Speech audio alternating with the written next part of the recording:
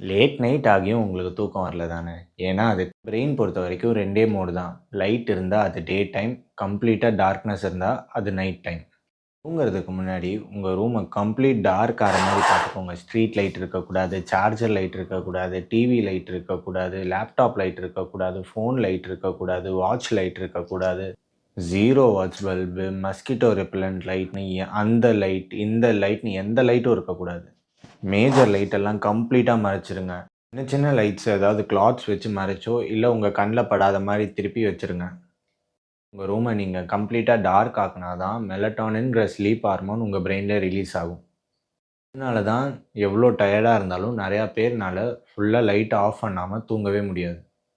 இல்ல நான்லாம் லைட் கம்ப்ளீட்டா இருந்தாலும் தூங்குவேனேன்னா, நீலாம் மனுஷனே கிடையாது. என்னால சத்தியமா முடியாது. உங்கனாலயும் முடியலன்னா, இத கண்டிப்பா ட்ரை பண்ணி பாருங்க.